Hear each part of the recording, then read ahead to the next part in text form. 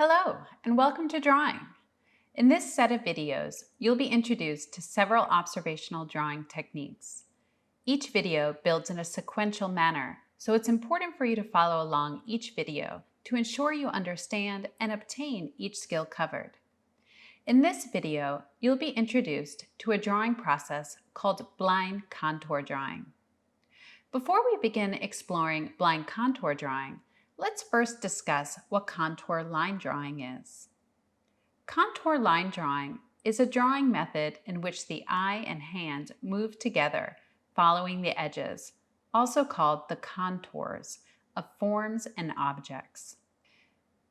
There are three main types of contour lines that you can draw: the most outer edges of the objects, the interior details of an object, like the shapes and numbers found inside the set of keys, and cross contours, which help describe the volume of an object.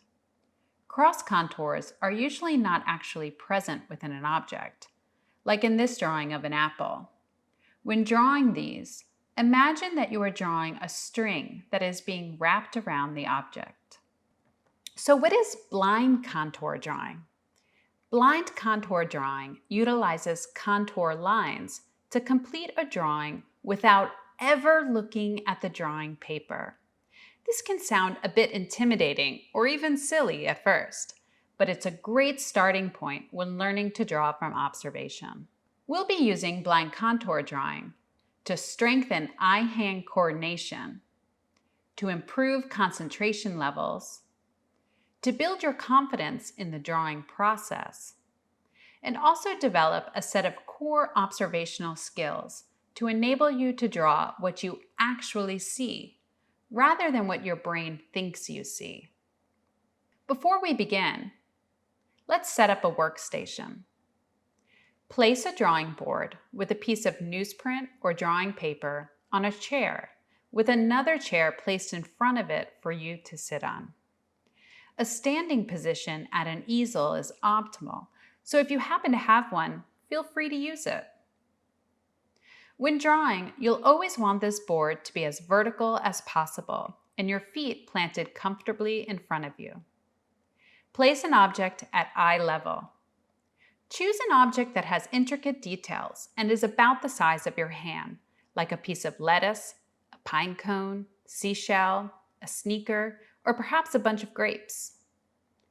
Adjust yourself to be at about a 45-degree angle to the still life.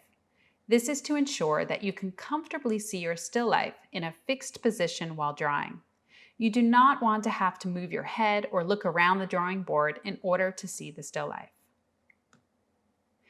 Okay, let's get started with reviewing some basic rules to blind contour drawing. Rule number 1. Never look at your drawing paper while drawing. This will undoubtedly be uncomfortable at first, but remember, we're building eye-hand coordination with this process, so it's important for you to resist the urge to look. Rule number 2, go slow and steady. Be sure to concentrate carefully. Your eye should be slowly tracing the edges of your object, with your hand following along at the same pace. Rule number 3, use one continuous line, never lifting your drawing utensil. This will keep you moving and aid in your concentration during the process. Rule number 4, try to utilize all three types of contour lines within the drawing: the outer edges, interior details, and cross contours. Rule number 5, use the entire paper edge to edge. To help you determine where your hand is located on the paper while not looking, try dragging your pinky finger when you think you're getting close to the edge of the paper, or try using the other hand to quickly feel where the edges are in relation to your drawing utensil. Last but not least, rule number 6, don't worry about the outcome. Remember, this drawing is about strengthening that eye-hand coordination, not about how much the drawing looks like your object. A true blind contour drawing will never look exactly like your object, but with practice, you'll get a lot closer than you think. Each time you complete a drawing, it's important for you to take a step back and see where you have room for improvement. No matter what your skill level is, the objective for this course is for you to strengthen these skills. For this exercise, we'll be assessing the drawing process rather than the final outcome. Once you've completed a drawing, ask yourself each of the following. Did you draw blind without ever looking? Did you slow down and concentrate? Your line will most likely appear a bit wobbly if so. Did you use one continuous line without lifting your drawing utensil? Now look to see what type of contour lines you utilized. Did you draw outer, inner, and cross-contour lines? Finally, did you use the entire page? Take a look and see if your drawing comes close to intersecting with all four edges of the paper.